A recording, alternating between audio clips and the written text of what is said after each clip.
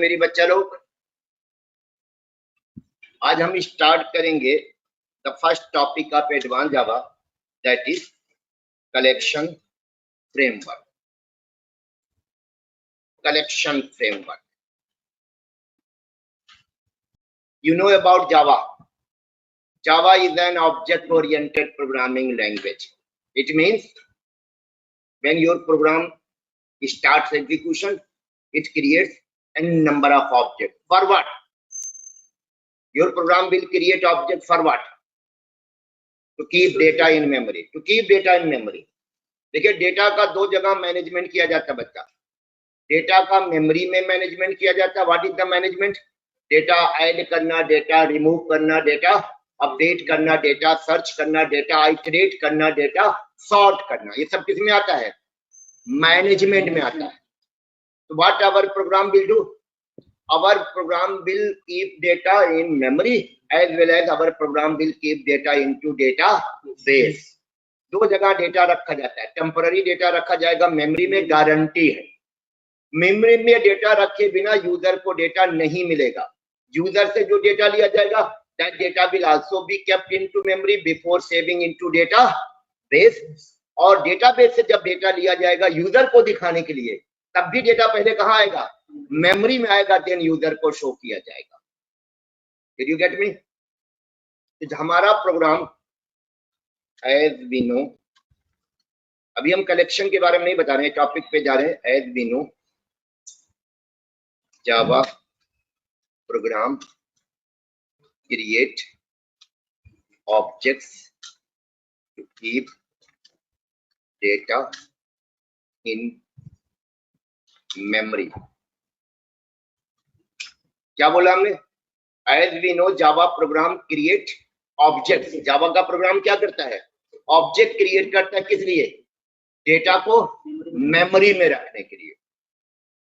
Did you get me guys online?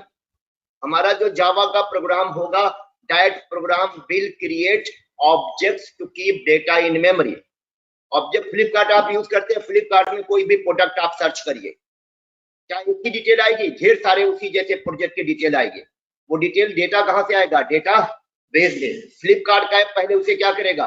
Flipkart जो mobile phone पे आप फ्लिपकार्ट ऐप यूज कर रहे हैं, उसकी मेमोरी में वो डेटा पहले स्टोर करेगा, देन नमक मिर्च लगा के आपको क्या करेगा? शो करेगा। तो कोई भी डेटा जो यूजर से जाता है या जो प्रोग्राम डेटाबेस से फेच करता है, वो डेटा वो प्रोग्राम कहाँ रखता होगा? मेमोरी में।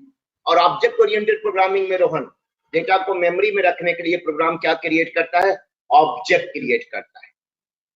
Did you get me?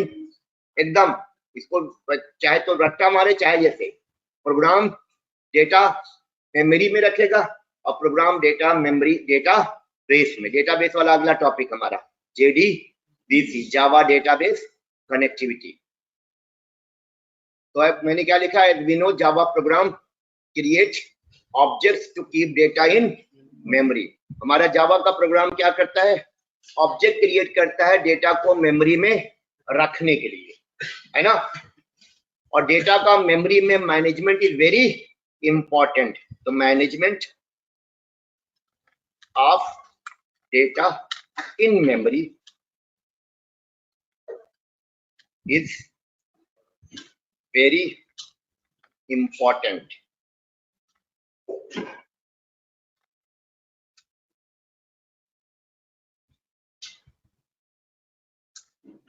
This is responsibility of program to manage data in memory. अच्छा, मेमोरी में डेटा मैनेजमेंट में क्या आएगा? नया डेटा ऐड करना, किसी एग्जिस्टिंग डेटा को रिमूव करना, डेटा अपडेट करना, डेटा सर्च करना, डेटा आइटरेट करना, डेटा सॉर्ट करना। ये सब क्या आएगा? डेटा का मैनेजमेंट, है ना।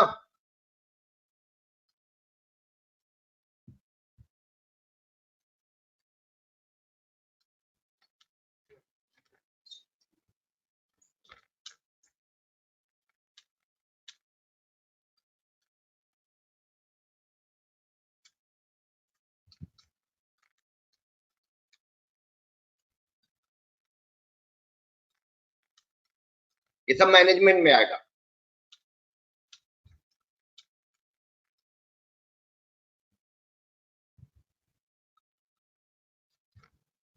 क्या क्या? Adding data, removing data,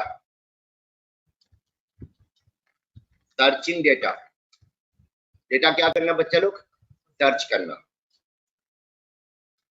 iterate करना। आइटरेटिंग क्या होती है? मतलब 1 by 1, 1 2, पहला दूसरा तीसरा आइटरेट करना, डेटा आइटरेट करना। सॉर्टिंग डेटा, डेटा क्या करना? सॉर्ट करना।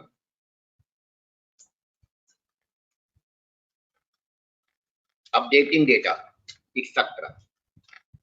कंफर्म? तो हमारा जावा का प्रोग्राम अगर डेटा मेमोरी में रखेगा तो डेटा को मेमोरी में मैनेज करने के लिए ये सारे एक्शन होने चाहिए। मैनेजमेंट में क्या क्या काम होगा ये मैंने आपको यहाँ पर लिखा हुआ है, यानी डेटा मैनेजमेंट में these operations might be performed.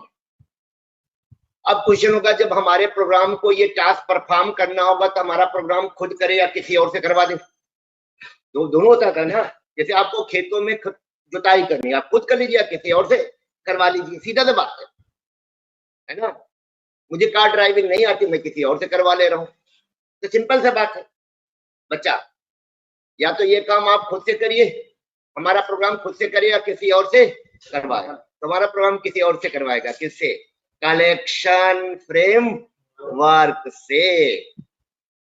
Clear है ना? हमारा कलेक्शन फ्रेमवर्क किसमें हेल्प करेगा बच्चा?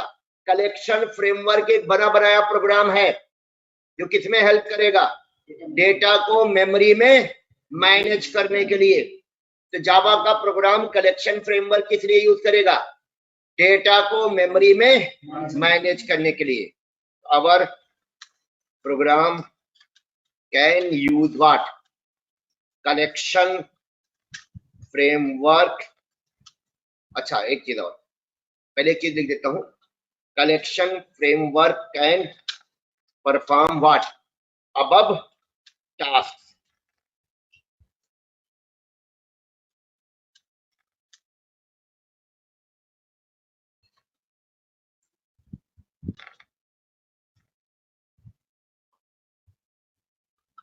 जो ये ऊपर का टास्क है इसी को करने के लिए क्या बनाया गया है?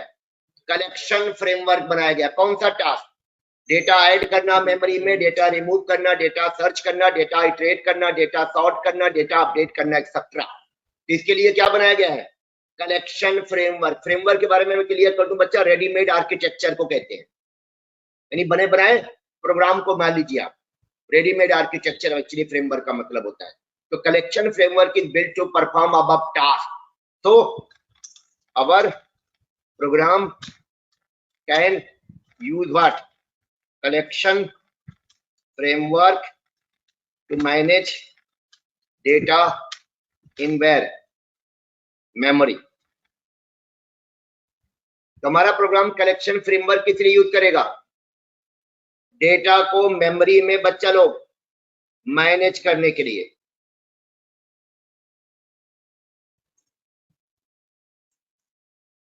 क्लियर है मेरी बात? कलेक्शन फ्रेमवर्क का रोल समझ में आया आपको? दोस्त who are attending my class online, जो मैंने बोला कलेक्शन फ्रेमवर्क के बारे में क्लियर है? कलेक्शन फ्रेमवर्क हमारी किस में हेल्प करेगा? और याद रखिएगा डेटा को मेमोरी में मैनेजमेंट को हम लोग करने को कहते हैं DSA, data structure and algorithm. एक प्रकार से कलेक्शन फ्रेमवर्क किसका रोल प्ले कर रहा है यहाँ पर? डीएसए का। समझ में आ गई मेरी बात? डेटा को मेमोरी में मैनेज करना। Our program can use collection framework to manage data in memory. तो कलेक्शन फ्रेमवर्क का रोल आ गया। कलेक्शन फ्रेमवर्क क्या करेगा? डेटा ऐड करेगा। देखिए डेटा तो रखा जाएगा ऑब्जेक्ट में, हमारा प्रोग्राम क्या करेगा? ऑब्जेक्ट बनाएगा, और ऑब्जेक्ट बना के किसको देगा? कलेक्शन फ्रेमवर्क को। अब सारी जिम्मेदारी किसकी होगी? कलेक्शन फ्रेमवर्क की, सॉर्टिंग सर्चिंग। तो remember our program will create object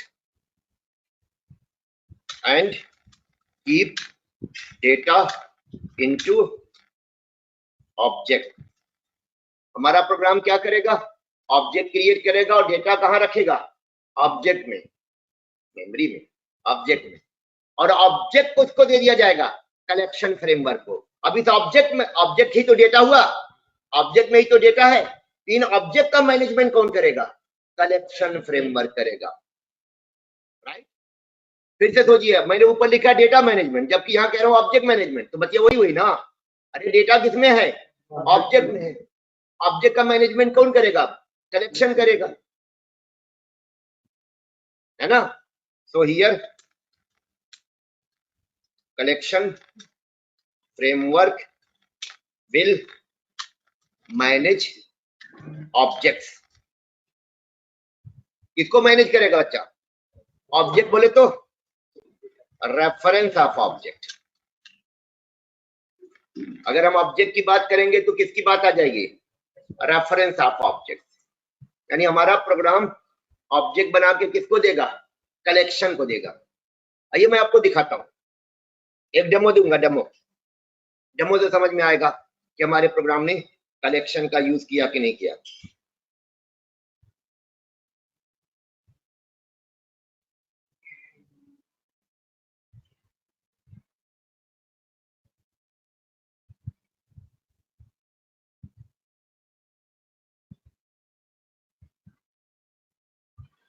यहां तक क्लियर है? कलेक्शन फ्रेमवर्क का रोल क्या होगा? शिवम फिर से समझिए। आपका जैसे अब मैंने अभी फ्लिपकार्ट का एग्जांपल दिया था, तो फ्लिपकार्ट को मान लिया, फ्लिपकार्ट ने अपने सर्च किया, सर्च क्या में क्या किया? Shoes for men's. अब मान लो फ्लिपकार्ट के पास टोटल मेंस के लिए 500 शूज है, तो शूज क्या होंगे? शूज, जूता थोड़े वहां से आएगा, उसके बारे में क्या आएगा? डेटा। क्या डेटा आएगा? उसकी फोटो आएगी, उसका प्राइस आएगा, उसका साइज आएगा, वो कौन से मटेरियल से बना है ना, किस कंपनी ने बनाया है, सारी डिटेल आएगी बच्चा। और कितने 500 शूज है, तो 500 डिटेल्स आएंगी। किसको मिलेंगी? फ्लिपकार्ट ऐप को। ये डेटा कहां से आया? डेटाबेस से। अब फ्लिपकार्ट का ऐप का काम होगा इस डेटा को मेमोरी में क्या करना? स्टोर करना। उसके लिए वो 500 ऑब्जेक्ट बना देगा। लेकिन object banana is not sufficient. हमारे प्रोग्राम को ऑब्जेक्ट से डेटा निकालने के लिए क्या रखना होता है? ऑब्जेक्ट का रेफरेंस। अब वो प्रोग्राम ऑब्जेक्ट का रेफरेंस खुद नहीं रखेगा, किसको दे देगा? कलेक्शन को। उससे डिमांड करेगा, वो डेटा देता जाएगा, रेफरेंस देगा, और हमारा प्रोग्राम गेटर मेथड कॉल करके ऑब्जेक्ट से डेटा क्या करेगा? निकाल लेगा। तो मेन यहाँ पर क्या है बच्चा? ऑब्जेक्ट क्रिएट करना नहीं इंपॉर्टेंट है, वो तो एक लाइन का कोड है, ऑब्जेक्ट बन जाएगा। ऑब्जेक्ट का रेफरेंस मैनेज करना। अभी तक हमारा डिमांड क्या होता था? अभी तक हम, हमारा प्रोग्राम जो भी बनता था, ऑब्जेक्ट का रेफरेंस हम कैसे मैनेज करते थे? या तो हम रेफरेंस वेरिएबल बनाते थे या तो एरे बनाते थे, क्योंकि वहां हमें पहले से मालूम था कि हमारा ऑब्जेक्ट कितना बनना है। याद करिए, हम यूआई बना रहे थे, यूजर इंटरफेस। हम फ्रेम एक बनाते थे ना, तो फ्रेम का ऑब्जेक्ट कितना बनता था? एक ही रेफरेंस था, और उसमें ऐड और रिमूव तो कुछ होना नहीं था, तो उसके लिए हमने रेफरेंस वेरिएबल ले लिया। हम चेस बोर्ड बनाए तो इसमें 64 बटन बनाना था हमें, तो बटन के कितने ऑब्जेक्ट बनने थे? 64। उनका रेफरेंस हमने कहाँ रखा? एरे में। तो यहाँ पर सिचुएशन क्या थी बच्चा? हमें पहले से मालूम था कितना ऑब्जेक्ट बनेगा। यहाँ पर क्या सिचुएशन है? हमें मालूम ही नहीं कितना ऑब्जेक्ट बनेगा। क्या फ्लिपकार्ट ऐप वालों को मालूम था कि 500 शू का डिटेल आएगा? बोलिए। जो फ्लिपकार्ट ऐप बनाया होगा जिसने, उसे मालूम था कि उनके डेटाबेस में मेंस के लिए शू के 500 डेटा होंगे।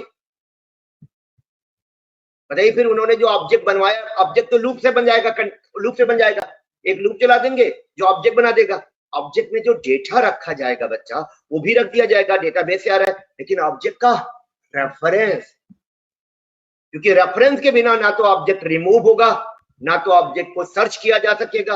यानी प्रोग्राम के पास क्या होना चाहिए? डेटा सर्च करने के लिए, डेटा रिमूव करने के लिए, डेटा गेट करने के लिए, सबके लिए क्या चाहिए? ऑब्जेक्ट का।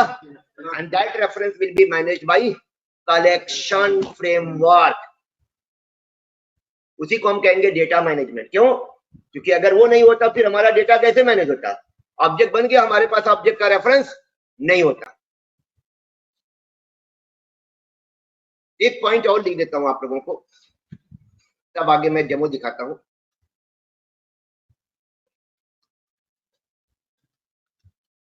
ध्यान देंगे आप लोग।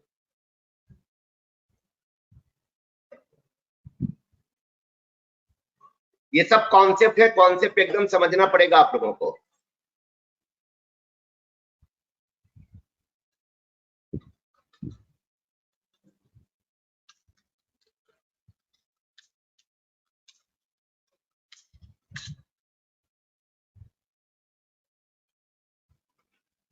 Keeping reference of the object by program. याद रखिएगा, कोई भी ऑब्जेक्ट बनना आसान है, सबसे डिफिकल्ट क्या है?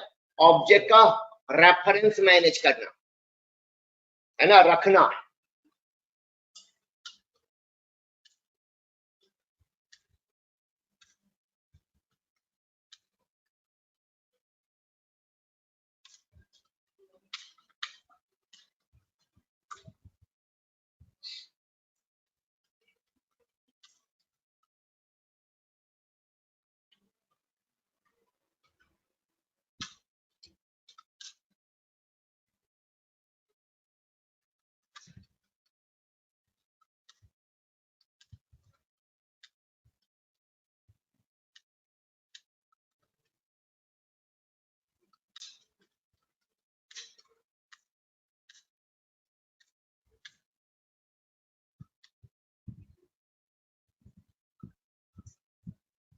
Program must keep reference of these objects, otherwise program will not be able to use objects.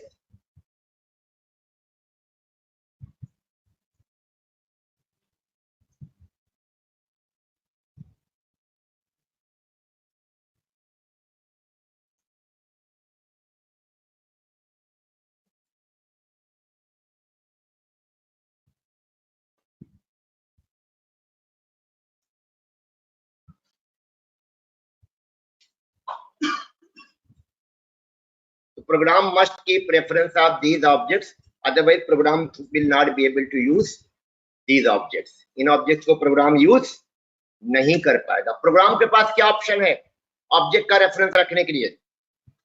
Programme can create following to keep reference of what? Object. Program object का रेफरेंस रखने के लिए क्या क्या क्रिएट कर सकता है? रेफरेंस वेरिएबल और एरे। तीसरा कलेक्शन।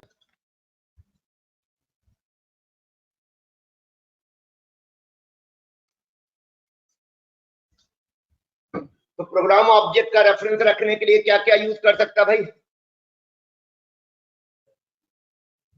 यानी किसी भी ऑब्जेक्ट का रेफरेंस प्रोग्राम रेफरेंस वेरिएबल में रख सकता है, एरे में रख सकता है और कलेक्शन में रख सकता है। Now the question is, program reference variable में कब रेफरेंस रखेगा, प्रोग्राम एरे में कब रेफरेंस रखेगा और प्रोग्राम कलेक्शन में कब रेफरेंस रखेगा? ये क्वेश्चन आपके सामने आएगा। तो कलेक्शन फ्रेमवर्क इसलिए बना, तो यहां पर याद रखिएगा, फिर से क्लियर कर दूं आपका, डेटा कलेक्शन फ्रेमवर्क को नहीं दिया जाएगा। हमारा प्रोग्राम डेटा कहां रखेगा? ऑब्जेक्ट में। ऑब्जेक्ट मैनेजमेंट अपने आप में बहुत बड़ी बात है। ऑब्जेक्ट मैनेजमेंट का मतलब होता है जैसे किसी कॉलेज में स्टूडेंट का मैनेजमेंट। स्टूडेंट एक ऑब्जेक्ट है और कोई ना कोई बंदा होगा जो उन्हें क्या करेगा? मैनेज करेगा, नया स्टूडेंट ऐड करेगा, पुराने स्टूडेंट को हटाएगा, यही सब चीज होता है। मैनेजमेंट तो मेमोरी में होगा, ये डेटाबेस में नहीं होगा। तो कलेक्शन फ्रेमवर्क को हमारा प्रोग्राम, एक डेमो दिखाता हूं, आपको समझ में आएगा। प्रोग्राम ऑब्जेक्ट बनाएगा डेटा रखने के लिए, ऑब्जेक्ट हो गया, लेकिन वो यूज कैसे किया जाएगा? सीधा सा बात है, क्योंकि मेमोरी में तो सबका ऑब्जेक्ट बन रहा है। सर अगर एक से ज्यादा रेफरेंस होंगे तो ऑब्जेक्ट के then we use array, and if there are more than one object then we use collection. अच्छा, एक तो हिंदी में लिखा उसको बोला एरे और दूसरा अंग्रेजी में लिखा उसको बोला कलेक्शन। यहां देखो क्या लिखा, अगर एक से ज्यादा रेफरेंस होंगे एक ऑब्जेक्ट के, एक ऑब्जेक्ट एक से ज्यादा रेफरेंस नहीं भैया, एक ऑब्जेक्ट का क्या होगा? एक ही रेफरेंस होगा।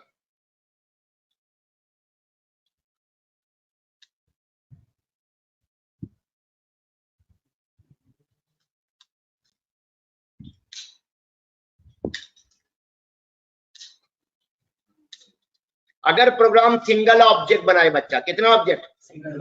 तो सबसे बढ़िया आंख बंद करके क्या क्या डिक्लेयर कर दीजिए? रेफरेंस वेरिएबल, और उसमें ऑब्जेक्ट का रेफरेंस रख लीजिए। ना तो कलेक्शन के बारे में सोचिए, ना तो एरे के बारे में सोचिए।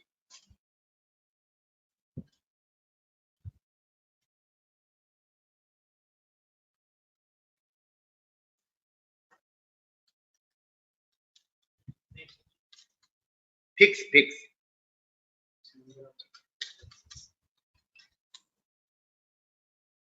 ये बेटर कब पड़ेगा? जब program fix number of object बनाए। जैसे हम चेस बोर्ड बनाते थे 64 ऑब्जेक्ट बन रहे थे बटन का, कैलकुलेटर बनाया था 20 ऑब्जेक्ट बनाया था, राइट है ना। नंबर पजल बनाया था 9 ऑब्जेक्ट बनाया था, एक टाइप जो बनाया था उसमें भी 9 ऑब्जेक्ट बनाया था। तो जहां पर आपको पहले से मालूम है कि ऑब्जेक्ट कितने बनने हैं बच्चा, और सेम क्लास के ऑब्जेक्ट बनने हैं, वहां पर क्या यूज करिएगा?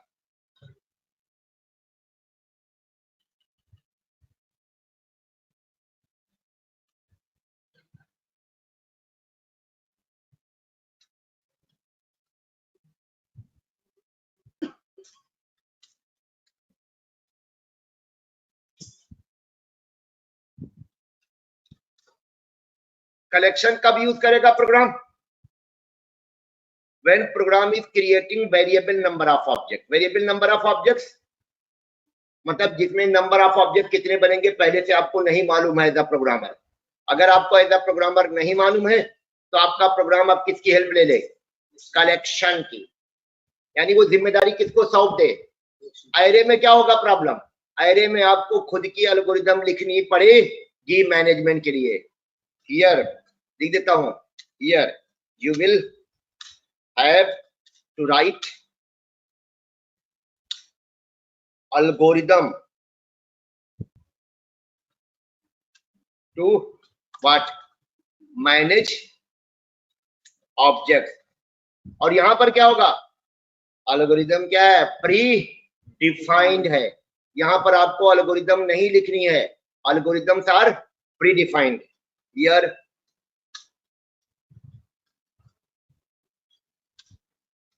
are what बच्चा लोग? प्रीडिफाइंड। कलेक्शन का दूसरा सबसे बड़ा फायदा क्या है? पूरी एल्गोरिथम क्या है? प्रीडिफाइंड है।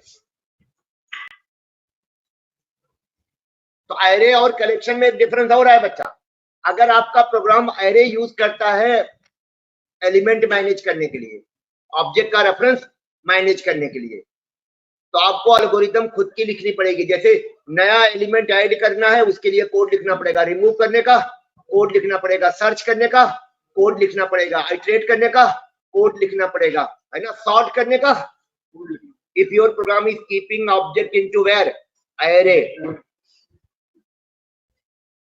ऑनलाइन क्लियर है? बोले। तो अगर आपको एरे से बेटर क्या पड़ेगा? मैं बोलूं कलेक्शन पड़ेगा, क्योंकि कलेक्शन का तो एडवांटेज आपको दिख ही रहा है कि कलेक्शन का क्या एडवांटेज होगा। ऑनलाइन बच्चा लोग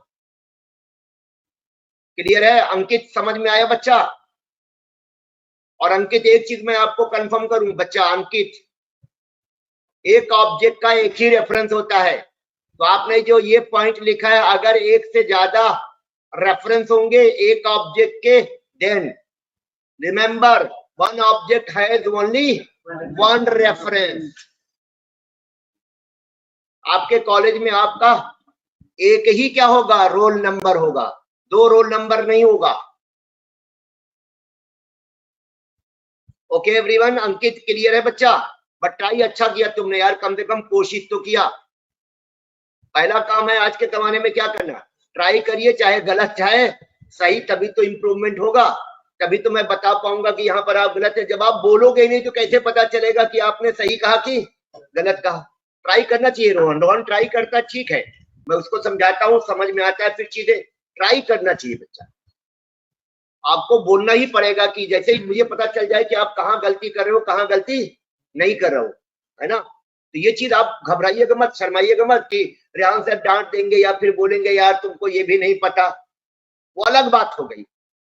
मैंने बोला ना, नेता लोग क्या करते हैं, बहुत सुनते हैं बेचारे जब इलेक्शन लड़ते हैं। एक बार मौका मिल गया था, हमारे भाई थे, उनको पता नहीं कहाँ से किसी ने चढ़ा दिया, वो शौक में आ गए नहीं इलेक्शन लड़ना। तो हमने कहा चलो भैया सबसे बड़े हैं, इनका ख्याल किया जाए। एक महीना हम गए थे तो हमको समझ में आ गया कि भैया हम लोगों की बस की बात नहीं है। किसी का पैर पड़ना पड़ता था, किसी को क्या क्या करना पड़ता था, बहुत कुछ करना पड़ता था, बहुत सुनना भी पड़ता था। लोग उसी का मौका उठाते हैं, कहते हैं इनको सुना दो। आज सुनाते बहुत थे। आपके यहाँ एक बार गए थे तो आपने ये कह दिया था, आपने वो बोल दिया था, आपने ये बोल दिया था। तो वही चीज हमें भी करना है स्टूडेंट लाइफ में। बच्चा सुनने के लिए तैयार रहिएगा और उसमें कोई शर्म नहीं होनी चाहिए। वो सुनाया नहीं जाता, आपको बताया जाता है कि आपकी ये गलती है। तो कलेक्शन का रोल समझ में आ गया आप सभी लोगों को। कलेक्शन का सिंपल रोल क्या है बच्चा, हमारा जो प्रोग्राम ऑब्जेक्ट क्रिएट करेगा, ऑब्जेक्ट को मेमोरी में मैनेज करना। कैसे मैनेज करना, ऑब्जेक्ट तो मेमोरी में बना है, तो हमको पता है ना हमारे प्रोग्राम के पास क्या होता है, ऑब्जेक्ट थोड़े होता है, ऑब्जेक्ट का रेफरेंस होता है। बात समझ में आया। इतने बड़े बड़े जो बिजनेसमैन होते हैं उनका जो सारा पैसा इधर उधर जाता है उसको मैनेज करने के लिए सीए लगाए रहते हैं। उसका काम ही है क्या, देखना कहां पर कितना पैसा कहां इन्वेस्ट हुआ है, क्या हुआ है, कितना कैसे टैक्स बचाया जाए, टैक्स यहाँ कैसे किया जाए, क्या किया जाए, ये मैनेजमेंट होता है। पहले जमाने में क्या होता था बच्चा, ये लैंडलाइन फोन होता था। अब लैंडलाइन फोन में मान लिया पास, मेरे पास लैंडलाइन फोन है, मेरे जानने वाले 500 लोग हैं उनके पास भी लैंडलाइन फोन है। अब मुझे सबसे लगभग क्या करनी रहती है, बात करनी रहती है, और लैंडलाइन फोन में तो फोन नंबर सेव नहीं होता है। अब 500 लोगों का फोन नंबर मुझे क्या करना है, सेव करना है। अब उस फोन नंबर को मानिए उन लोगों का रेफरेंस हुआ, क्या हुआ, जो 500 लोग हैं वो ऑब्जेक्ट हुए, और उनको एक्सेस करने के लिए मेरे पास क्या है, उनसे बात करने के लिए मेरे पास क्या है, फोन नंबर है। तो फोन नंबर क्या हो गया, रेफरेंस हो गया। अब उस फोन नंबर को मैं क्या करता हूं, एक डायरी में लिख लेता हूं, और इस मैनर में लिखा जाए, इस मैनर में उसे अरेंज किया जाए कि आपका आसानी से फोन नंबर मिल जाए। यानी मेमोरी में डेटा रखने का मेन पर्पस क्या है, प्रोग्राम को डेटा सर्च करने में टाइम कम लगे, और ये तभी होगा जब प्रॉपर मैनर में क्या किया जाए, डेटा को मैनेज यानी रेफरेंस मैनेज हो सके। तो जावा कहता है कि आप काहे मैनेज करोगे, आप काहे एल्गोरिदम लिखोगे, इसके लिए हम क्या दे रहे हैं आपको, कलेक्शन फ्रेमवर्क। वो इसका पीएचडी किया हुआ कलेक्शन फ्रेमवर्क, कौन से काम में, डेटा यानी ऑब्जेक्ट का रेफरेंस मैनेज करने में पीएचडी किया हुआ है। आप उसकी मदद लीजिए, उसके क्या कॉल करिए, मेथड्स। ढेर सारे हमें क्या दिए गए कलेक्शन फ्रेमवर्क में बच्चा, मेथड्स। हमारा मेथड ही कॉल करके तो काम होता है। सॉर्टिंग के लिए मेथड दिया गया है, सर्चिंग के लिए मेथड दिया गया है, आइटरेशन के लिए मेथड दिया गया है, रिमूव करने के लिए मेथड दिया गया है, अपडेट करने के लिए मेथड दिया गया, ऐड करने के लिए मेथड दिया गया है। What my program will do, my program will create objects and give reference of that object to the collection. Now the responsibility of the collection to manage my objects. Object manage करने का मतलब object के reference को manage करना, लेकिन हम क्या बोलेंगे, ऑब्जेक्ट मैनेज करना। ओके बच्चा लोग, ऑनलाइन क्लियर है।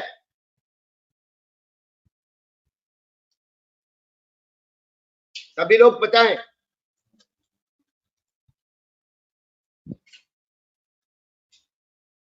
ऑब्जेक्ट का रेफरेंस रखने का तरीका समझ में आ गया। अगर आपका प्रोग्राम पहले से पता हो शिवम कि program will create single object, तो रेफरेंस वेरिएबल। अगर आपको पता है कि प्रोग्राम मल्टीपल ऑब्जेक्ट बनाएगा सेम क्लास का, एरे, लेकिन एरे में ड्रॉबैक क्या होगा, एल्गोरिदम खुद की लिखनी, तो एरे से बेटर कौन पड़ेगा, कलेक्शन पड़ेगा।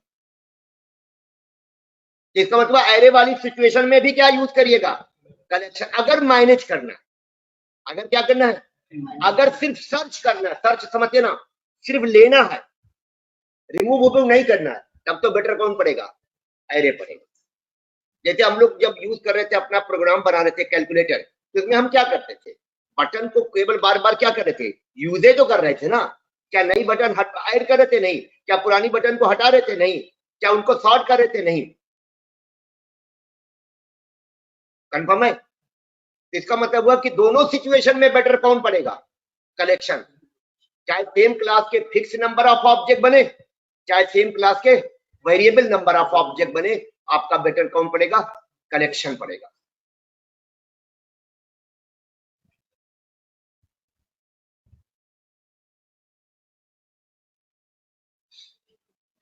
एक डेमो दिखा रहा हूं।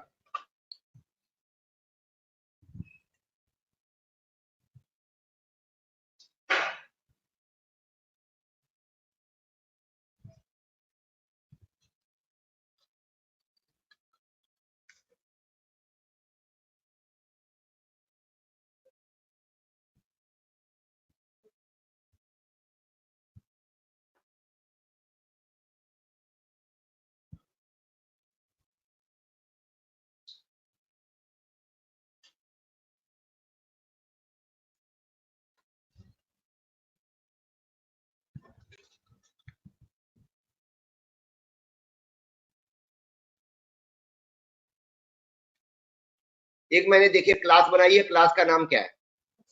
पर्सन।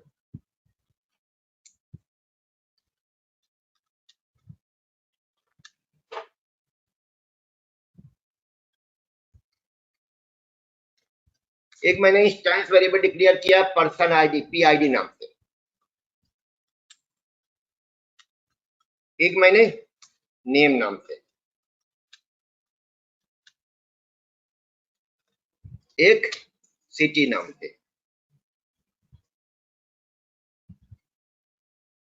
और एक फोन नंबर नाम से। 4 बहुत है। तो कुल कितने इंस्टेंस वेरिएबल क्रिएट किए हैं? 4। फिर मैं क्या कर रहा हूं कोड वाइज, बताइएगा आप लोग। ये मैंने एक नॉन पैरामीटराइज कंस्ट्रक्टर डिफाइन कर दिया।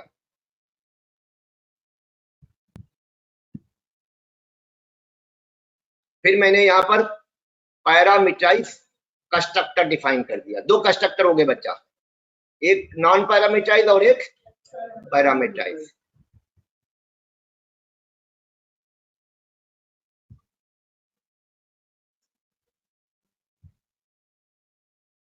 उसके बाद मैंने क्या किया है?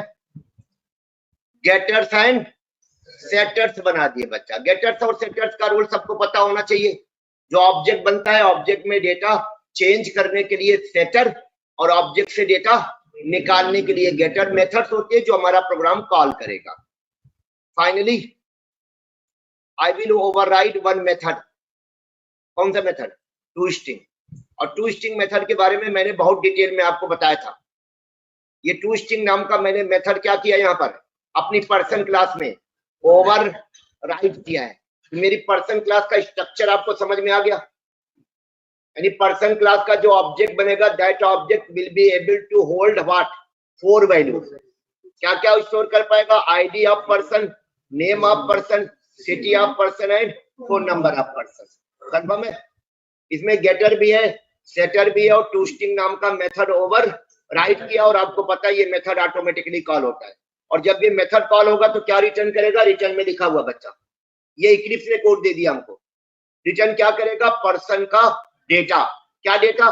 पर्सन का आईडी, पर्सन का नेम, पर्सन का सिटी और पर्सन का फोन नंबर। ये बना बनाया कोड इक्लिप्स दे रहा, अब हमारे लिए अच्छा है। आइए जरा मैं पर्सन का ऑब्जेक्ट, एक सिंगल ऑब्जेक्ट बना के आपको इसका स्ट्रक्चर समझा देता हूं कि स्ट्रक्चर कैसा है। अब ऐसी क्लास आपको आगे एडवांस में बार बार बनानी पड़ेंगी। ये मेरा ऐप नाम से क्लास बन रहा है। In this class I will add main method also. You know without main method programs will not run. और याद रखिएगा पर्सन हमारी क्लास डेटा रखने के लिए है। अब मेरा प्रोग्राम क्या करेगा? पर्सन क्लास का ऑब्जेक्ट बनाएगा। ऑब्जेक्ट में क्या रखेगा? पर्सन का आईडी। तो पर्सन का आईडी मैंने कर दिया P001। पर्सन का नेम, पर्सन का नेम मैंने कर दिया राहुल मिश्रा। पर्सन का सिटी, सिटी मैंने बोल दिया नोएडा। पर्सन का फोन नंबर, ये पर्सन का फोन नंबर हो गया। ऑब्जेक्ट तो बन गया बच्चा, बट प्रोग्राम के पास प्रॉब्लम क्या है? प्रोग्राम के पास इस ऑब्जेक्ट का रेफरेंस नहीं है। तो रेफरेंस, मैं सिंगल ऑब्जेक्ट बना रहा हूं तो मैं इसके लिए क्या यूज कर सकता हूं? Reference variable. और मैंने आपको कल भी कहा था, आज भी बोल रहा हूं, रेफरेंस वेरिएबल का नाम वही रखिएगा जो क्लास का नाम है। और फर्क ये होगा कि क्लास का नाम टाइटल केस में होता है और रेफरेंस वेरिएबल का नाम कैमल केस में होता है। तो अब इस तरह से क्या होगा बच्चा? ये कोड रन करने पर क्या होगा? इस कोड के रन करने पर क्या होगा? टेक्निकली क्या होगा? ऑब्जेक्ट बनेगा और ऑब्जेक्ट का रेफरेंस। और मेमोरी में बोलने की जरूरत नहीं है। ऑब्जेक्ट मेमोरी में बनता है, ऑब्जेक्ट डेटाबेस में नहीं बनता। तो ये ऑब्जेक्ट बनाने का कोड लिखा बच्चा मैंने, ये वाला कोड, ये तो पता ही आपको। जब ये कोड रन करेगा तो क्या होगा? मैंने वही क्वेश्चन पूछा था गौरव। इस कोड के रन करने पर क्या काम होगा? That is what I was asking. Gaurav, can you hear me? अभी कौन मुझसे बात कर रहा था? Who was talking to me? Asim. Asim बताइए। मैंने क्वेश्चन किया, पहली बात तो बच्चा आप मुझे लगता है नेटवर्क की रेंज में नहीं हो और कंप्लेन मेरे पे कर देते हो कि आपकी आवाज कट रही है। बड़ा आसान होता है कहना। क्वेश्चन है कि मैंने ये पूछा है कि ये कोड रन करने पर क्या होगा? सर ऑब्जेक्ट जब सर हम ऑब्जेक्ट का रेफरेंस देंगे सर, इसको रन करने पर सर हमारा जो ये कोड रन हमने करेगा, क्या काम होगा? मेरा क्वेश्चन सिंपल था सबसे। एक बच्चे ने बोला कि ऑब्जेक्ट बनेगा और ऑब्जेक्ट का रेफरेंस रिटर्न करेगा। Absolutely correct. ये कोड किसका कोड है बच्चा? ऑब्जेक्ट क्रिएट करने का कोड है और ऑब्जेक्ट का रेफरेंस रिटर्न करने का कोड है। बट फिर मेरा क्वेश्चन होगा क्या? ये तो हो गया ऊपर वाली चीज, दिखने वाली। जैसे कहते हैं चाय बन रही है, तो मैं कहूँ चाय बनने कैसे बनती है? तब क्वेश्चन होगा ऑब्जेक्ट बनना क्या मतलब होता है, जरा समझाइए। अगर मैंने कहा कि यहाँ पर ऑब्जेक्ट बना, तो टेक्निकली क्या हुआ होगा?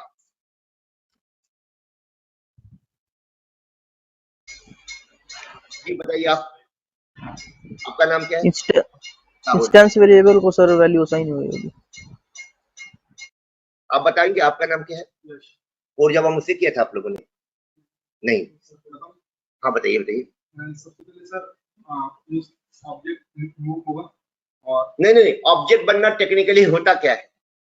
मेमोरी एलोकेट होगी। ऑब्जेक्ट बनना टेक्निकली होता है जो इंस्टेंस वेरिएबल डिक्लेयर किए गए हैं, उन वेरिएबल का क्रिएट होना और उनको वैल्यू असाइन करना। बस दो काम होता है, ऑब्जेक्ट कुछ होता ही नहीं है। एक्चुअली हम कहते हैं ऑब्जेक्ट बना, बट बनता क्या है? ऑब्जेक्ट नहीं बनता बच्चा, इंस्टेंस वेरिएबल क्रिएट होते हैं और उन वेरिएबल को क्या किया जाता है? वैल्यू असाइन किया जाता है। चाहे आप वाला वैल्यू असाइन होगा, चाहे डिफॉल्ट वैल्यू असाइन होगा, दोनों। तो दो काम होगा ऑब्जेक्ट के बनने में। क्या? Instance variables will be created and values will be assign to those variable. और वैल्यू असाइन करने के लिए कंस्ट्रक्टर कॉल होता है, चाहे हमारा वाला कंस्ट्रक्टर कॉल होगा, चाहे डिफॉल्ट कंस्ट्रक्टर कॉल। अगर डिफॉल्ट कंस्ट्रक्टर कॉल होगा तो डिफॉल्ट वैल्यू असाइन होगा, हमारा वाला कंस्ट्रक्टर कॉल होगा तो हमने जो वैल्यू पास किया है वो असाइन होगा। हमने 4 वैल्यू पास किया है। कहने को तो ऑब्जेक्ट बना बच्चा, बट बना क्या है? इंस्टेंस वेरिएबल बना है और उन वेरिएबल को वैल्यू असाइन किया गया है। और वैल्यू असाइन करने के लिए क्या कॉल होता है?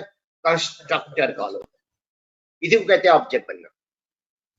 और ऑब्जेक्ट का रेफरेंस नहीं होता, वो जो चारों इंस्टेंस वेरिएबल बने हैं ना, उनका रेफरेंस होगा।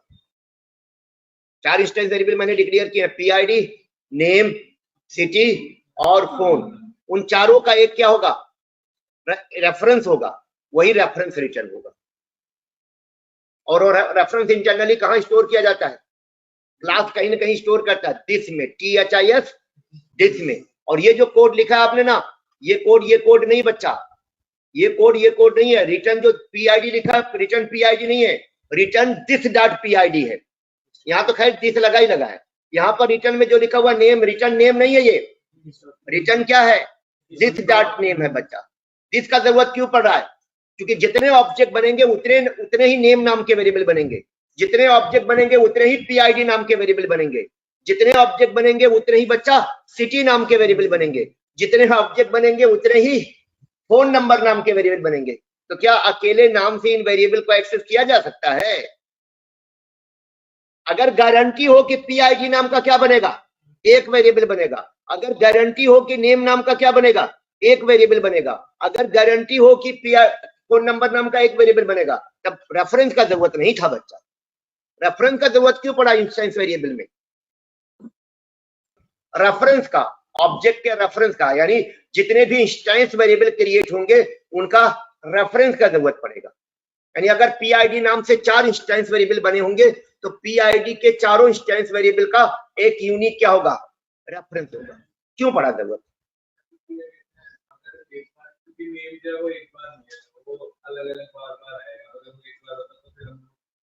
मतलब अगर जो आप कहना चाह रहे हैं, समझ तो गए हो मेरे ख्याल से।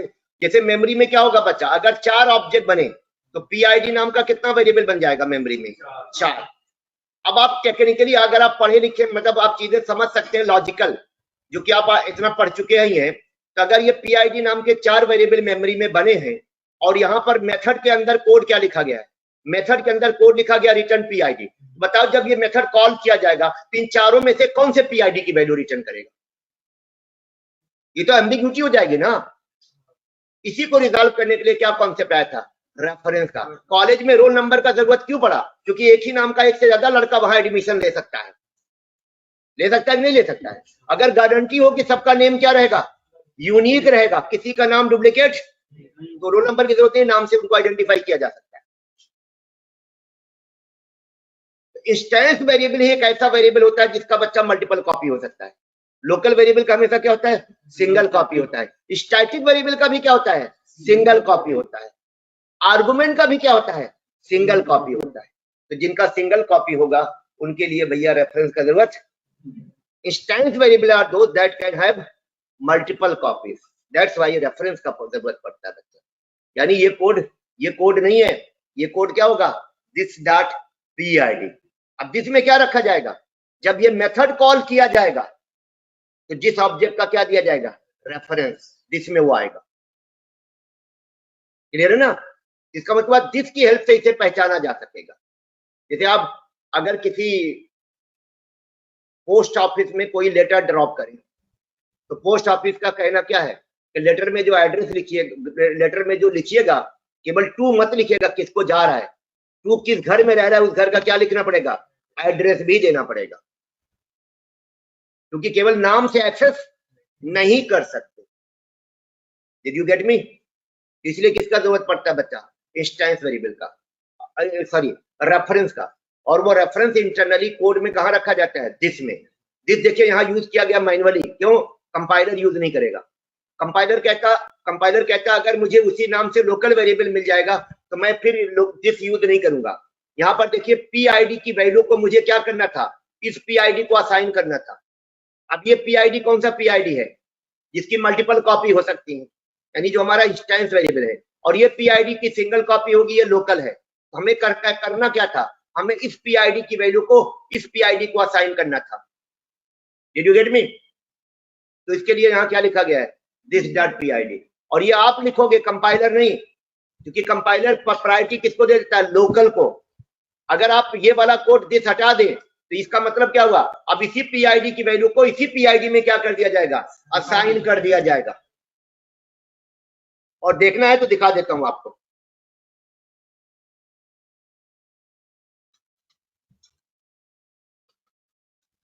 देखिएगा PID 0 दिखाएगा, बाकी सही दिखाएगा, बाकी सही शो करेगा। PID में नल दिखा दिया। नल क्यों? क्योंकि ये वाला वैल्यू उसको असाइन हुआ ही नहीं। क्यों नहीं असाइन हुआ? क्योंकि असाइन वाला कोड रॉन्ग है। क्योंकि आपने कोड में क्या लिख दिया कि जो कंस्ट्रक्टर को PID मिला है वही उसी कंस्ट्रक्टर के PID को क्या कर दिया जाए? असाइन कर दिया जाए। जबकि असाइन किसे करना था? ऑब्जेक्ट वाले PID को। अब क्या होगा बच्चा? अब हमारा जो PID वहां से आ रहा है P001, वो किसको असाइन कर दिया जाएगा? जो इंस्टेंस वेरिएबल बना है PID। और ये जो दिखा रहा है वो किसकी वैल्यू दिखा रहा है? इंस्टेंस वेरिएबल की दिखाएगा। ब्लू वाला इंस्टेंस वेरिएबल है। अब की बार देखिएगा आपका क्या होगा? PID का वैल्यू P001 मिलेगा। ये सब चीजें अब आपको पहचानना होगा, क्योंकि हम एडवांस लेवल पे आ चुके हैं। तो ऑब्जेक्ट बनना क्या है? इंस्टेंस वेरिएबल का क्रिएट होना है और उनको वैल्यू असाइन करना है। और कंस्ट्रक्टर के बिना ये संभव नहीं है। इसलिए रूल है क्या? Every class must have at least one constructor. Her class में कम से कम एक कंस्ट्रक्टर होना ही चाहिए। और ये होता है आपके सामने।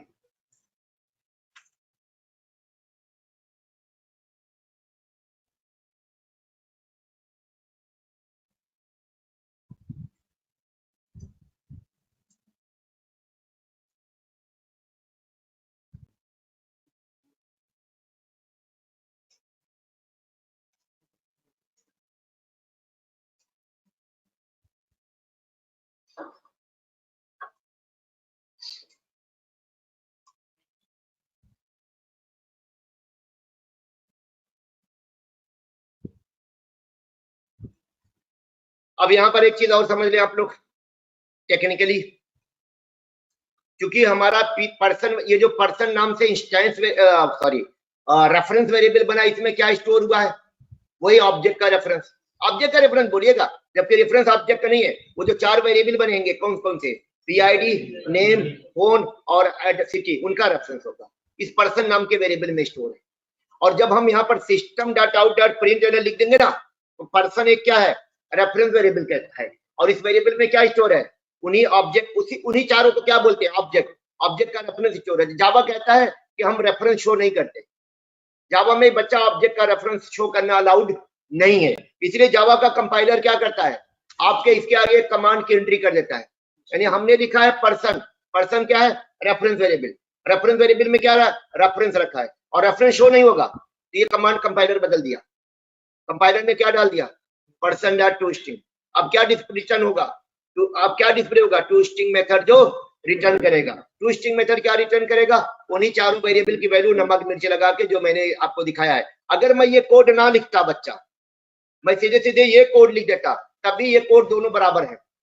पहला वाला कोड जो है एक्चुअली वो सेकंड वाला कोड है, कंपाइलर उसे बदल के क्या कर देगा, %toString कर देगा। तो toString मेथड आप एक्सप्लिसिटली कॉल मत करिएगा, नहीं तो आपकी स्किल पर क्वेश्चन मार्क लगा दिया जाएगा, कहा जाएगा जावा का नॉलेज नहीं है।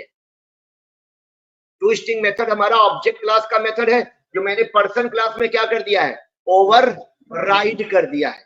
ये मैंने उस दिन डिटेल में आपको बताया था।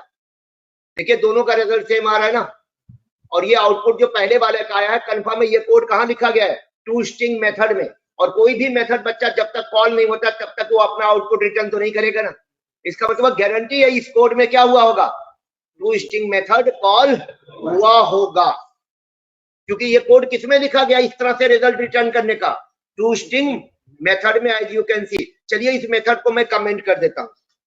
अभी भी toString मेथड है इसके पास, लेकिन कौन सा toString मेथड है, ऑब्जेक्ट क्लास वाला। और ऑब्जेक्ट क्लास वाला toString मेथड रिटर्न करेगा क्लास का नाम @ और जो ऑब्जेक्ट बना है उसके हैश कोड का हेक्साडेसिमल वैल्यू। क्लियर है।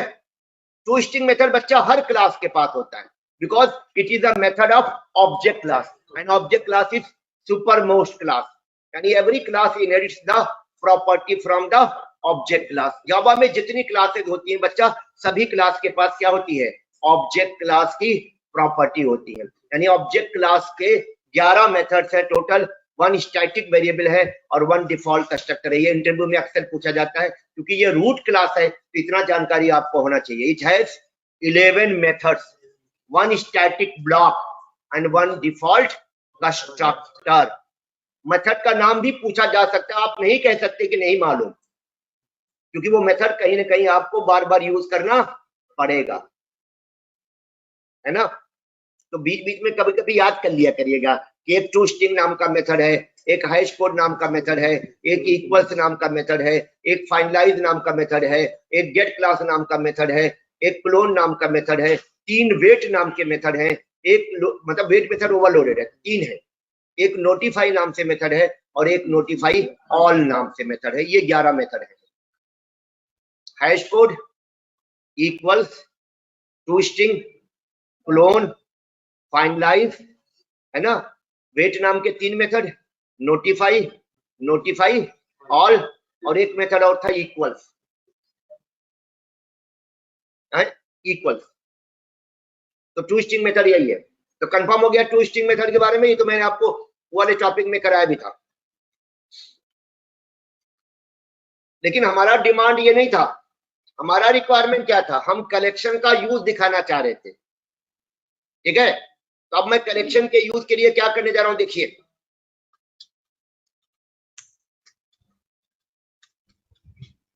इसका ट्रेलर दिखा रहा हूं। ट्रेलर मतलब आपको समझ में आ जाएगा कि फिल्म क्या होगी।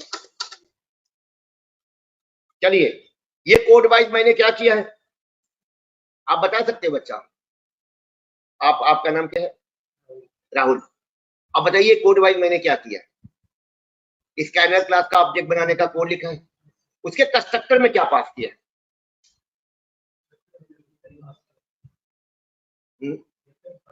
रेफरेंस किसका, रेफरेंस, अरे स्कैनर क्लास के कंस्ट्रक्टर में स्कैनर क्लास का रेफरेंस पास किया। पहली बात तो रेफरेंस बच्चा क्लास का नहीं होता, रेफरेंस किसका होता है, ऑब्जेक्ट का। हमने लिखा system.in यार, कंस्ट्रक्टर में पास किया है। और याद रखिएगा, अगर मैं बोलूं किसी मेथड में या किसी कंस्ट्रक्टर में मैंने क्या पास किया है, तो गारंटी है बच्चा कोई न कोई वैल्यू पास की होगी, और वो वैल्यू किसी दूसरे ऑब्जेक्ट का रेफरेंस भी हो सकता है, याद रखिएगा। कंफर्म है। तो चाहे कंस्ट्रक्टर हो चाहे मेथड हो, अगर आप उसे कॉल कर रहे हो, ये कंस्ट्रक्टर के कॉल का कोड मान लीजिए आप, ऑब्जेक्ट बनाने के कोड में क्या छुपा होता है, कंस्ट्रक्टर के कॉल का कोड छुपा होता है। ये मैंने ऑब्जेक्ट बनाने का कोड लिखा है स्कैनर क्लास का, पर ये कोड कंस्ट्रक्टर के कॉल का कोड है। और कंस्ट्रक्टर में मैंने लिखा है system.in, जबकि मुझे पास करना था वैल्यू। यहाँ पर सिस्टम लाइब्रेरी की क्या है, क्लास और उसके पास एक स्टैटिक वेरिएबल है, उसका नाम है इन, और इस वेरिएबल में रखा है इनपुट स्ट्रीम के ऑब्जेक्ट का रेफरेंस। तो मैंने स्कैनर क्लास के कंस्ट्रक्टर में क्या पास किया है, इनपुट स्ट्रीम क्लास के ऑब्जेक्ट का रेफरेंस पास किया। जिन्होंने स्कैनर क्लास का बनाया है क्लास, उन्होंने इसके कंस्ट्रक्टर में हमसे बोला है कि क्या पास करिएगा, इनपुट स्ट्रीम क्लास के ऑब्जेक्ट का reference which I am passing here. पहचानिए बच्चा आप लोग।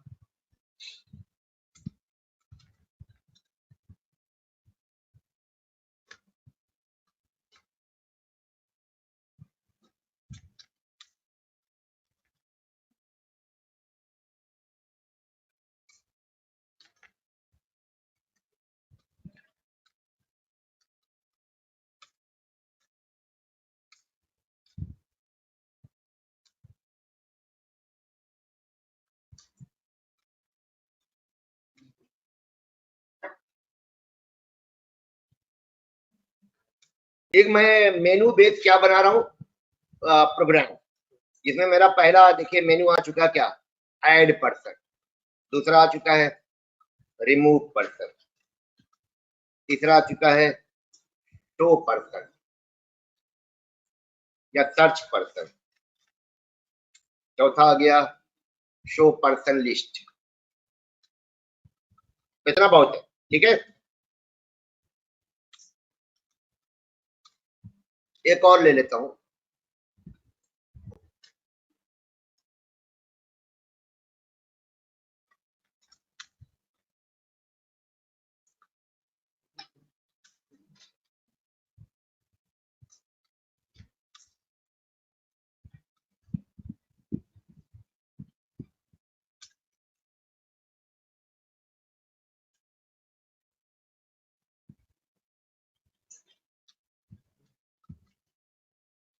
समझ में आ जाएगा। सॉर्टेड लिस्ट का मतलब होता है असेंडिंग या डिसेंडिंग ऑर्डर में।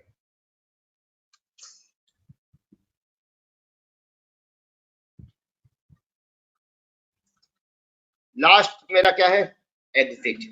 यहां पर एक मैसेज दे दिया, system dot out dot print enter your what choice.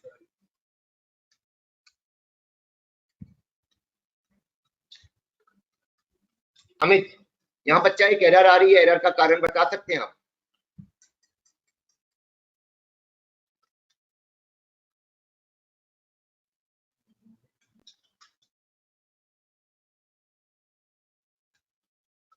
यहाँ पर एक एरर आ रही है, ये जो मैंने लिखा ch equal to scanner dot next int, I am getting an error here.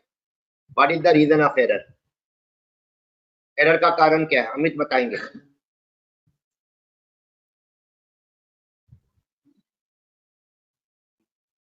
Rohna बताइए।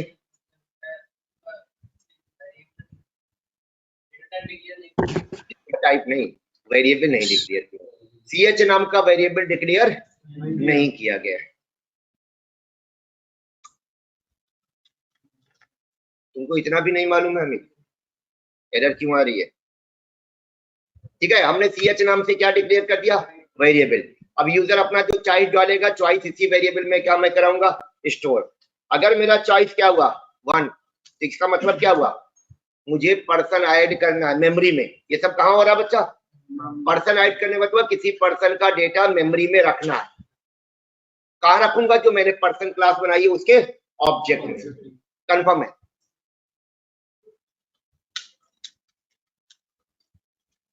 अभी कोड लिखना बाकी है।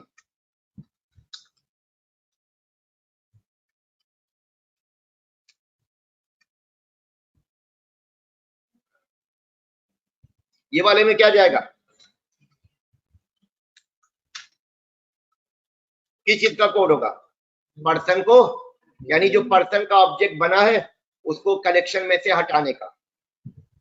ऐसे चलता चला जाएगा। लास्ट वाला मैं दिखा देता हूं, चौथे नंबर वाला, शो पर्सन लिस्ट।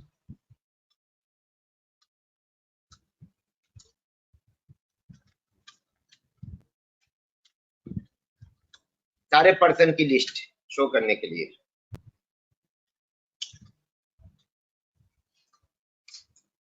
और ये लूप को क्या करने के लिए, टर्मिनेट करने के लिए।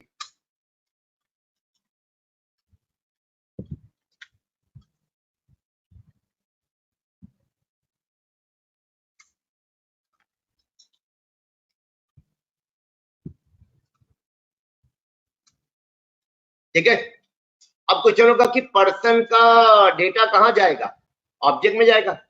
और ऑब्जेक्ट कितने बनेंगे, गारंटी है जितनी बार यूजर चॉइस में एंटर करेगा उतने ऑब्जेक्ट बनेंगे। तो बताइए मेरा प्रोग्राम ऑब्जेक्ट का रेफरेंस कहाँ रखेगा, एरे में रख नहीं सकता, वेरिएबल में रख नहीं सकता, क्योंकि वेरिएबल में केवल एक का जाएगा। तो क्या यूज करेगा, कलेक्शन। उसके लिए कहीं ना कहीं तो कोड लिखना पड़ेगा। तो अब एक मैं सर्विस बनाऊंगा, क्या बनाऊंगा, सर्विस। सर्विस का नाम क्या रख दूंगा, पर्सन सर्विस। ऐसे ही नॉर्मल क्लास बनाया हूं, इसका नाम क्या रख दिया, पर्सन सर्विस। इसको काम क्या दूंगा कि पर्सन वाला मैनेजमेंट तू कर। पर्सन मैनेजमेंट मतलब पर्सन का ऑब्जेक्ट बनाना है ना, और ऑब्जेक्ट में डेटा डालना, ये सारा काम इसका होगा। इसका मतलब ये भी स्कैनर क्लास को यूज करेगा। इसके अंदर भी चूंकि यूजर से इनपुट लेना पड़ेगा ना, तो स्कैनर क्लास के ऑब्जेक्ट की इसको भी जरूरत पड़ेगी। यहाँ पर मैंने स्कैनर क्लास का ऑब्जेक्ट बनाने का कोड डाल दिया और यहाँ दे दिया सिस्टम डॉट इन। ठीक है। अब एक मेथड इसके अंदर बनाएंगे और मेथड का नाम रखेंगे ऐड पर्सन, यानी पर्सन को क्या करने के लिए बच्चा, ऐड करने के लिए। तो इसका मतलब ये पर्सन क्लास का क्या बनाएगा, ऑब्जेक्ट, और यूजर से डेटा लेके पर्सन के ऑब्जेक्ट को डालेगा। तो सिस्टम डॉट आउट डॉट प्रिंटनल, थोड़ा सा एक नमक मिर्च लगा रहा हूं मैं, यहाँ पर एक मैसेज दूंगा क्या, एंटर पर्सन आईडी। अरे भैया यूजर से लेना पड़ेगा ना पर्सन का क्या, आईडी। अब पर्सन का आईडी दिया तो स्ट्रिंग टाइप का एक वेरिएबल बनाया v1, या पी आईडी बना दीजिए, क्या नाम दे दीजिए, P ID is equal to scanner class का कौन सा मेथड कॉल करिए, नेक्स्ट लाइन, मेरी स्कैनर क्लास के रेफरेंस वेरिएबल का नाम क्या, ऑब्जेक्ट का, तो वो कॉल कर दिया। पर्सन का आईडी आ जाएगा हमारे पी आईडी नाम के वेरिएबल में स्टोर हो जाएगा।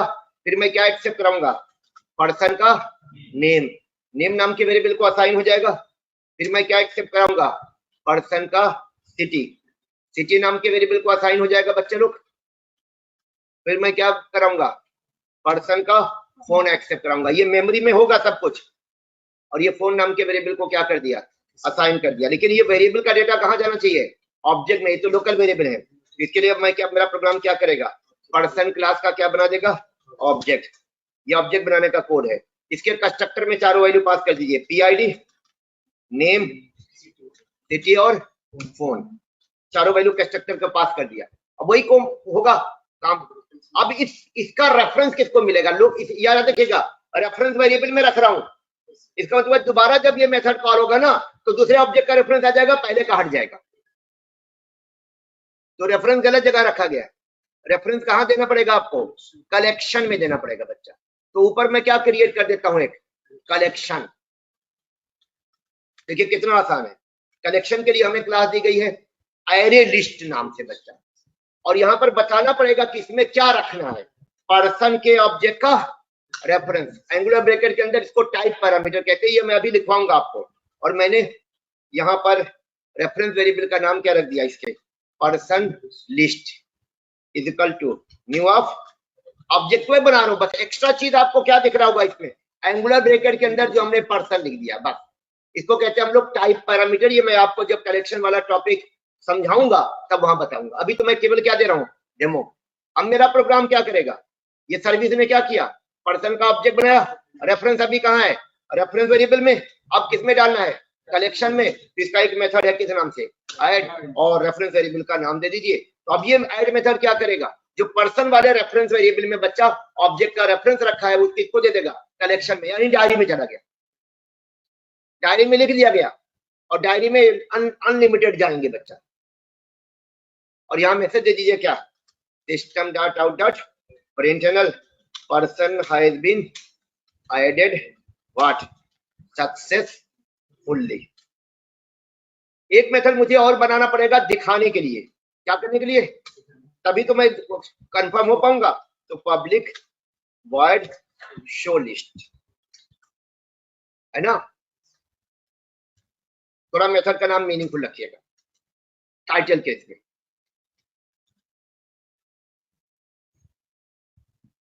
थोड़ा लंबा आएगा ना, वो टू स्ट्रिंग मेथड का कॉल होगा। कौन सा मेथड, एक फॉर ईच लूप चलाऊंगा बच्चा।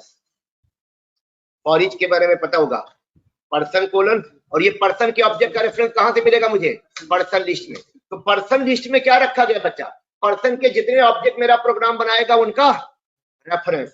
और यहाँ पर मैं system dot out dot print general. अब ये फॉर ईच लूप चलेगा तो मान लो 10 ऑब्जेक्ट का रेफरेंस है, तो पर्सन लिस्ट से पहले ऑब्जेक्ट का रेफरेंस पर्सन में आ जाएगा और ये उसको क्या कर देगा, टू स्ट्रिंग मेथड कॉल करके डिस्प्ले करा देगा, जो अभी थोड़ी देर पहले दिखाया था।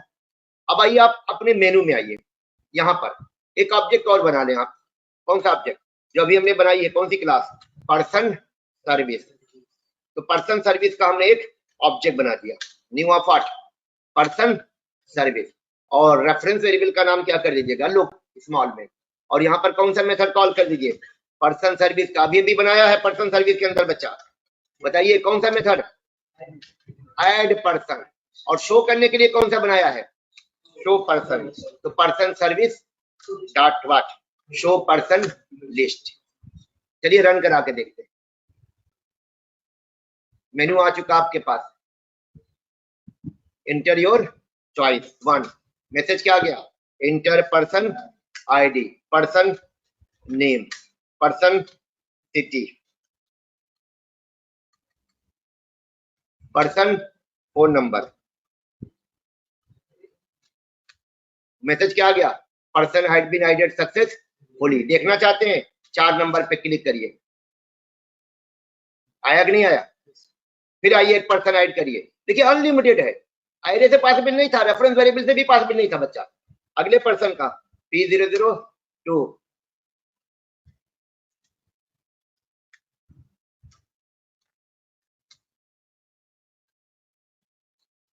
एक पर्सन का और हो गया। 4 नंबर पे जाइए, दोनों पर्सन का दिख रहा है कि नहीं दिख रहा है? ये डेटा कहां से आ रहा है बच्चा, ऑब्जेक्ट से। और ऑब्जेक्ट का रेफरेंस किसके पास है, कलेक्शन के पास। और ये शो कौन कर रहा है, शो पर्सन लिस्ट मेथड। तो शो पर्सन लिस्ट मेथड क्या कर रहा है, कलेक्शन से 1 बाय 1 क्या ले रहा है, पर्सन के ऑब्जेक्ट का रेफरेंस। और जब तक मेरा प्रोग्राम रन करेगा तब तक ये रहेगा, ऑब्जेक्ट भी रहेगा और ऑब्जेक्ट का रेफरेंस भी रहेगा। एक और ऐड करते हैं,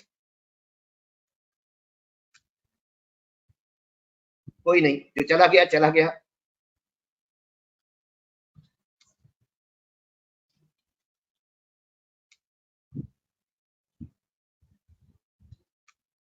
टोटल कितने ऑब्जेक्ट का रेफरेंस हो गया, 4। तीनों का देखिए दिखा रहा है, 3 ऑब्जेक्ट दिखाया कि नहीं दिखाया? कलेक्शन के बिना ये संभव था, पॉसिबल नहीं था बच्चा। अब कोड देखिए एक एक लाइन का है। यहां पर देखिए ऐड करने के लिए मैंने क्या किया है, अगर ऐड वाला कोड देखें आप, सर्विस में जाइए, यहां तक का कोड तो हम जनरली करते ही करते। इस कोड के रन करने से क्या होगा, यूजर से 4 इनपुट लिया जाएगा और उस इनपुट को कहां डाल दिया जाएगा, पर्सन क्लास के ऑब्जेक्ट में। और पर्सन क्लास का ऑब्जेक्ट बन गया बच्चा, और ऑब्जेक्ट का रेफरेंस कहां गया, एक लोकल वेरिएबल में। और ये वेरिएबल एक ही ऑब्जेक्ट का रेफरेंस रखना पाएगा। अब हमने वो रेफरेंस किसको दे दिया बच्चा, कलेक्शन को। कलेक्शन ने हमको इसके लिए किस नाम से मेथड दिया है, कलेक्शन ने हमको मेथड दिया ऐड नाम से। ये मेथड दिख रहा होगा आपको। और ऐड मेथड को हमने क्या पास किया है, इस वेरिएबल की वैल्यू। और इस वेरिएबल में क्या रखा गया है, पर्सन क्लास के ऑब्जेक्ट का। और वो ऑब्जेक्ट का रेफरेंस अब किसको मिल गया, पर्सन लिस्ट नाम का जो कलेक्शन है, कलेक्शन को। और कलेक्शन की स्पेशलिटी क्या है, आप ऐड मेथड कॉल करके रेफरेंस दीजिए, वो अपने पास रखता जाएगा, वो अनलिमिटेड, कोई लिमिट नहीं है ना। बस इसी तरह रिमूव मेथड भी काम कर जाएगा, बाकी मेथड काम कर जाएगा। समझ लो कि पर्पस क्या है, आप समझ जाओगे। मैं बाकी मेथड से नहीं बना रहा हूं, क्योंकि उसके लिए आपको पहले पूरा सीखना पड़ेगा कि सॉर्टिंग कैसे होगा। मेन पर्पस था कलेक्शन काम कर रहा है कि नहीं कर रहा है। कौन सा काम बच्चा, हमारे ऑब्जेक्ट का रेफरेंस अपने पास रख रहा है, जब डिमांड कर रहे हैं तो उसको दे भी रहा है।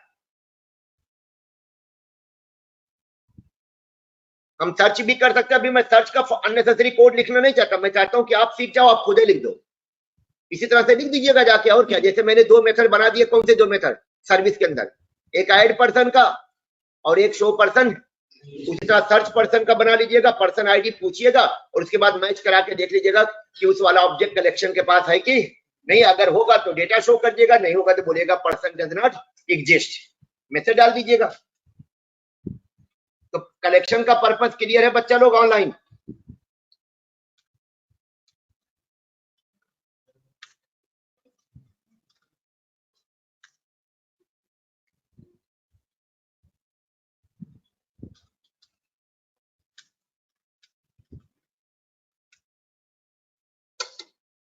अब आ जाइए collection framework classes and interfaces.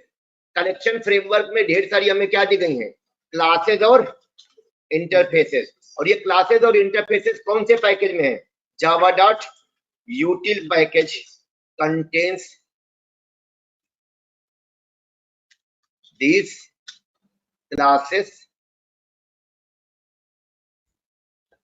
interfaces and classes जिनका यूज हमारा प्रोग्राम करेगा। our program will use these interfaces and what classes। एक चीज और, कलेक्शन फ्रेमवर्क के बारे में पॉइंट नोट करिएगा। Collection framework, remember collection framework was introduced in JDK 1.2। अक्सर इंटरव्यू में पूछा जाता है कलेक्शन फ्रेमवर्क कब लॉन्च हुआ था जावा में, तो जेडीके का पहला वर्जन था जेडीके 1.0 बच्चा, फिर उसके बाद आया था जेडीके 1.1, 1996 में आया था जेडीके 1.0, 1997 में आया था जेडीके 1.1 और 1998 में आया था जेडीके 1.2। उसी समय ये कलेक्शन फ्रेमवर्क इंट्रोड्यूस हुआ था, है ना।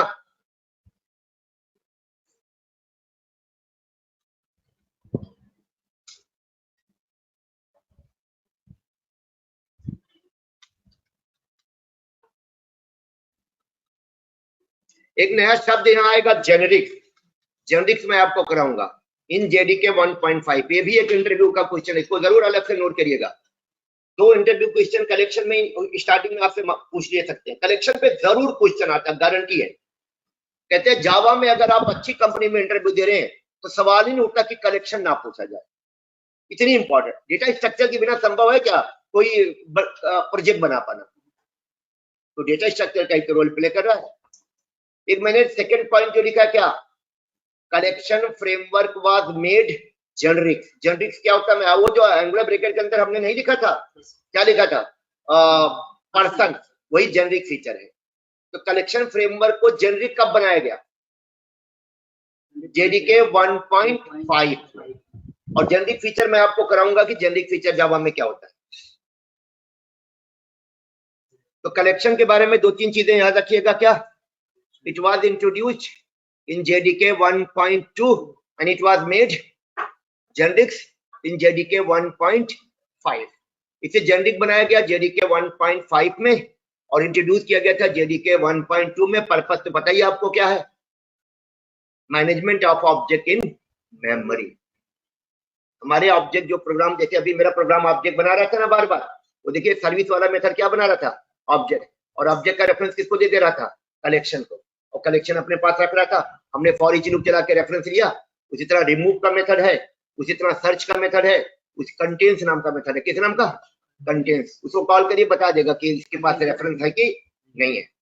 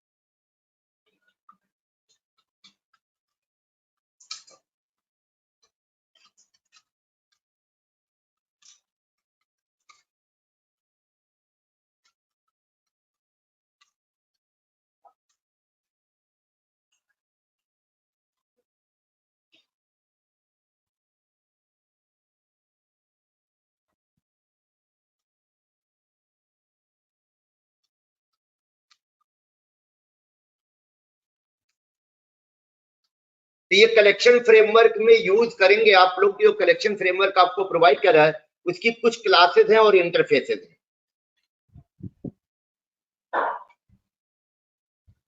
क्लियर है? और ये क्लासेस, और याद रखिएगा आगे चल के एडवांस में जितनी भी आपको बच्चा क्लासेस मिलेंगी बिना इंटरफेस के नहीं मिलेंगी। ज्यादातर क्लासेस क्या कैसे बनाई जाती हैं? इंटरफेस को इम्प्लीमेंट करके। इसमें जितनी क्लास के नाम मैंने बताए बच्चा, जितने क्लास के नाम मैंने लिखे हैं वो क्लास किसी ना किसी इंटरफेस को इम्प्लीमेंट करके बनाई गई। ठीक है?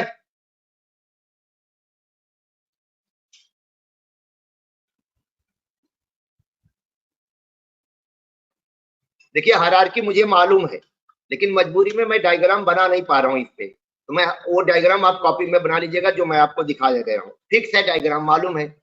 कलेक्शन क्लासेस हायरार्की ये जरूर बना लीजिएगा। HIERARCHY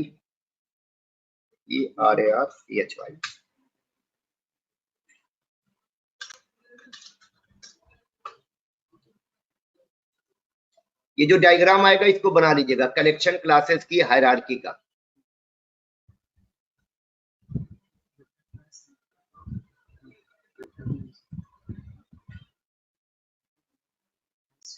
ये वाला डायग्राम अभी मैं इसको एक्सप्लेन कर दूंगा, इसको आप लोग कॉपी में जरूर बनाइए इस डायग्राम को। सबसे टॉप मोस्ट में आपको एक इंटरफेस मिलेगा आइटरेबल। कौन सा इंटरफेस? आइटरेबल।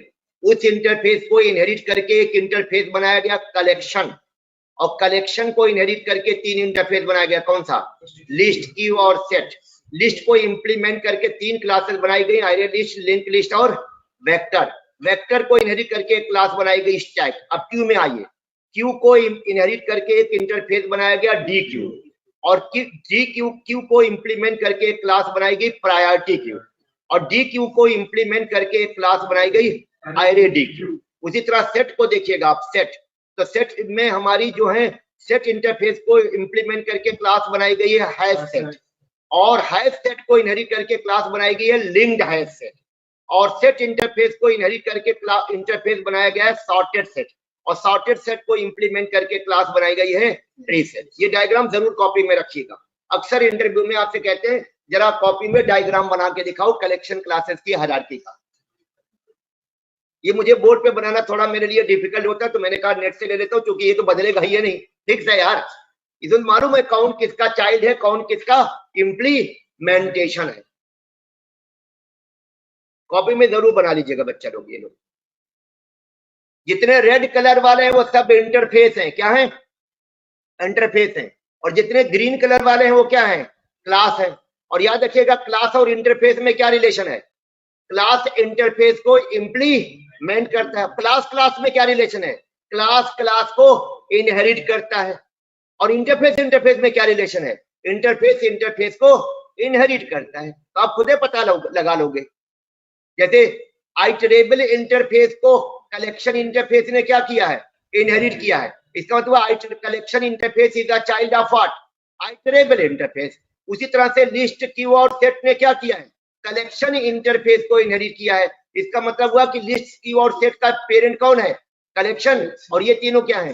चाइल्ड। अभी इंटरफेस आ रहा है। अब इस इंटरफेस को आप ग्रीन कलर वाला क्या होता है बच्चा? क्लास होता है। ये तो ग्रीन कलर में इन्होंने लिखा है क्लास है। तो क्लास क्या करता है बच्चा? इंटरफेस को इंप्लीमेंट करता है। इसका मतलब लिस्ट इंटरफेस को इंप्लीमेंट करके क्या बनाया गया? देखो ई का मतलब होता है एक्सटेंड, आई का मतलब होता है इंप्लीमेंट। इतना तो स्मार्ट आप लोगों को होना चाहिए कि पता लगा लो कि एक्सटेंड हुआ है कि इंप्लीमेंट हुआ है। ओके ऑनलाइन बच्चा लोग,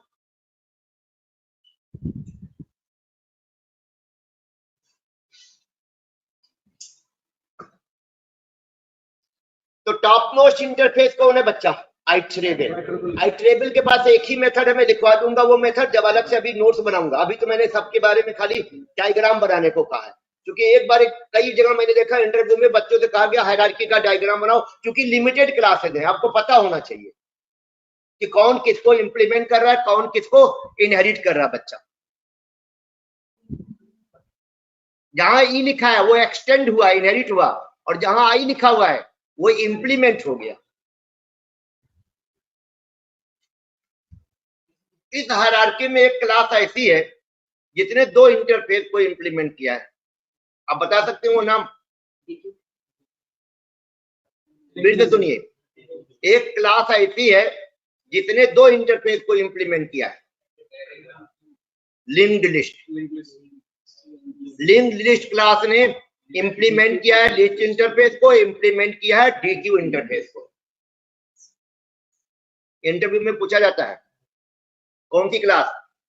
लिंक्ड लिस्ट। दो इंटरफेस को इंप्लीमेंट करके बनाई गई है। कौन से दो इंटरफेस? लिस्ट। इसलिए डायग्राम में बनाने को कह रहा हूं, पिक्चर एकदम क्लियर हो जा रही है, ऐसे रट्टा मारना पड़ता। डायग्राम से पिक्चर क्या हो जाती है? ओवरव्यू आपके पास क्लियर हो जाती है। ये डायग्राम इन्होंने गलत बना दिया है। ये जो इन्होंने लिंक्ड है सेट को दिखाया है, लिंक्ड है सेट एक्चुअली इन्होंने गलत बता दिया। लिंक्ड है set is a child of higher set. इसको आप डायग्राम में सही कर लीजिएगा। यहाँ पर डायग्राम में इसको नीचे से लाइएगा, नीचे से एरो बना के, एरो डॉटेड नहीं। हायर सेट का चाइल्ड है कौन? लिंक्ड है सेट। इन्होंने डायग्राम गलत बना दिया, इन्होंने सेट से इंप्लीमेंट करा दिया, दैट इज इनकरेक्ट। तो लिंक्ड है सेट क्या है बच्चा? लिंक्ड है सेट हायर सेट का क्या है? चाइल्ड है। तो यहाँ पर एरो बनाइएगा और ई लिख दीजिएगा, एक्सटेंड करता है। जैसे यहाँ पर स्टैक वेक्टर को क्या कर रहा है? एक्सटेंड कर रहा है, वैसे ही लिंक्ड है सेट क्या है? लिंक्ड है set is a child of higher set. तो डायग्राम इनका थोड़ा सा मुझे लगता है कि उन्होंने ध्यान नहीं दिया होगा। बनाया अच्छा है कलर वलर लगा के, इसीलिए गूगल पे मुझे भरोसा नहीं होता। इसमें एक चेंज जरूर मारिएगा बच्चा। कहां पर? ये जो है सेट दिख रहा है, हायर सेट का चाइल्ड कौन है? लिंक्ड है सेट है। इन्होंने क्या दिखा दिया है? हायर सेट, लिंक्ड है सेट जो है सेट को क्या कर रहा है? इंप्लीमेंट। जबकि ऐसा नहीं है। ये लिंक्ड है set is the child of what? Higher set. दो चाइल्ड दिखाए हैं इन्होंने। स्टैक किसका चाइल्ड है? वेक्टर का। और लिंक्ड है सेट किसका चाइल्ड है? हायर सेट का। अच्छा, इस पूरे डायग्राम में आपको क्यू भी दिख रहा है, ट्री भी दिख रहा है, ट्री दिख रहा होगा, ट्री सेट, स्टैक भी दिख रहा है। और आगे एक मैप कराएंगे। मैप हमारा ग्राफ होता है। मैप हमारा क्या होता है? चार डेटा स्ट्रक्चर याद होगा क्या क्या? स्टैक, क्यू, ट्री और ग्राफ। तो मैप जो हम कराएंगे आपको, वो ग्राफ का जगह है। आज की क्लास में ओवर करूंगा, कल इसे मैं आगे इसी के आगे कंटिन्यू करूंगा। फिर कल इसको हम लोग कंटिन्यू करते हैं।